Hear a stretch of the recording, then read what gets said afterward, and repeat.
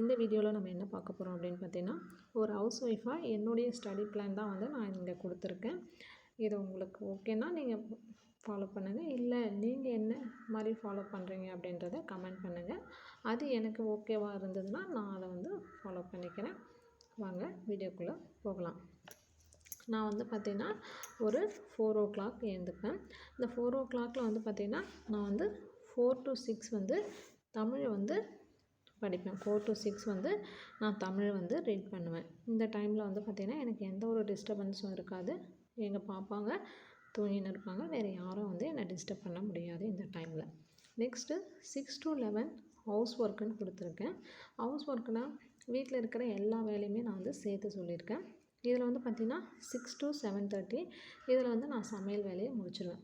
இந்த சமையல் வேலைன்னா எங்கள் வீட்டுக்கார் வந்து ஒரு 7:30 போல் ஆஃபீஸ்க்கு கிளம்பிடுவார். அதுக்கப்புறம் 7:30க்கு மேலே எனக்கு 2 பாப்பா இருக்காங்க. அதில் வந்து பார்த்திங்கன்னா பெரிய பாப்பா வந்து ஸ்கூல் போகிறாங்க. சின்ன பையன் வந்து வீட்டில் இருக்கான். அவனை பார்த்துன்னு நான் படிக்கிறேன். அதில் வந்து பார்த்திங்கன்னா அவங்க வந்து ஒரு 8:30 போல் ஸ்கூல் கிளம்பிடுவான் பெரிய பாப்பா. அடுத்தது இவனை பார்த்துக்கிற வேலை தான். இவனை வச்சுட்டே நான் வந்து படிக்கிறேன். நெக்ஸ்ட்டு இதில் 11 to 1 வந்து இந்த டைமில் வந்து பார்த்திங்கன்னா என் பையன் வந்து தூங்கிடுவான். தூங்கிட்டான்னா அவனை வந்து பார்த்திங்கன்னா தூங்குகிற டைம் எனக்கு ஃப்ரீ தான். இந்த டைமுக்குள்ளே நான் வந்து மேக்ஸை வந்து போட்டு பார்த்துருவேன். இதுக்கு இடையில் ஏதாவது டிஸ்டர்பன்ஸ் இருந்தாலும் அதையும் வந்து சமாளிச்சுட்டு தான் வந்து படிப்பேன். நெக்ஸ்ட்டு 1 to 4 திரும்ப ஹவுஸ் ஒர்க் போட்டிருக்கேன். 1 to 4 அப்படின்னும்போது இதுக்கிடையில் ஒரு 12:30 1 மணிக்கெலாம் வந்து அவன் ஏஞ்சிப்பான். டெய்லி வந்து இந்த டைம் 11 to ஒரு 12:30 1 அந்த மாதிரி தூங்குவான். இந்த 1க்குள்ளே கண்டிப்பாக அவன் எழுந்துப்பான். இந்த 1 to 4 வந்து அவனுக்கு சாப்பாடு ஊட்டுறது, அவங்க கூட கொஞ்சம் நேரம் ஸ்பெண்ட் பண்ணுறது. அதுக்கப்புறம் ஒரு 3 o'clock மேலே எங்கள் பெரிய பாப்பா போயிட்டு நான் தான் டெய்லி ஸ்கூல்லேருந்து கூப்பிட்டுட்டு வருவேன். அவள் வந்து ஃபஸ்ட் ஸ்டாண்டர்ட் படிக்கிறா. அவளை கூட்டின்னு வந்துடுவேன். கூட்டின்னு வந்துட்டு 3:30 4 o'clock ஆகிடும். அவங்களுக்கு ஸ்நாக்ஸ் எதனா கொடுத்துட்டு திரும்ப ஒரு கொஞ்சம் நேரம் வந்து உட்காந்து படிப்பேன். 4 to 5 1 hour வந்து ஜிகே வந்து படிப்பேன்.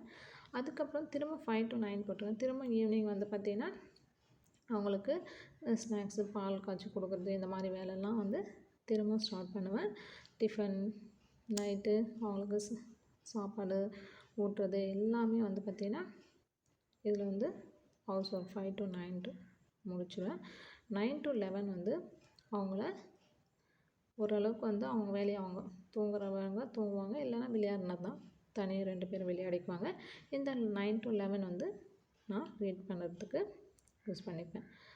இதில் மொத்தமாக எனக்கு ஒரு நாளைக்கு வந்து பார்த்திங்கன்னா நான் டைம் ஸ்பெண்ட் பண்ணி படிக்கிறது அப்படின்றது இங்கே ஒரு 2 hours 4 to 6 வந்து இங்கே 2 hours கிடைக்கும். இங்கே வந்து ஒரு 2 hours கிடைக்கும். இங்கே வந்து பார்த்திங்கன்னா ஒரு 1 hour கிடைக்கும். இங்கே வந்து ஒரு 2 hours கிடைக்கும். டோட்டலாக வந்து ஒரு எனக்கு 7 hours வந்து கிடைக்கும். இந்த 7 hoursக்குள்ளே ஒரு 1 hour 1/2 hour வந்து ஏதாவது டிஸ்டர்பன்ஸ் வந்து இருக்கும். அதையும் வந்து பார்த்திங்கன்னா நான் சமாளிச்சுப்பேன். இந்த வீடியோ வந்து உங்களுக்கு பிடிச்சிருந்தா நீங்களும் இந்த மாதிரி ஃபாலோ பண்ணுங்கள். இல்லை நீங்கள் எந்த மாதிரிலாம் வந்து டைம் மேனேஜ்மெண்ட் பண்ணி படிக்கிறீங்க அப்படின்றத கமெண்ட் பண்ணுங்கள். இல்லை ஒரு ஹவுஸ் ஒய்ஃபாக இல்லை 2 குழந்தைங்கள வச்சுட்டு எப்படி படிக்கிறேன்றதையும் சொல்லுங்கள். கமெண்ட் பண்ணுங்கள். நெக்ஸ்ட் வீடியோவில் பார்க்கலாம். பாய்.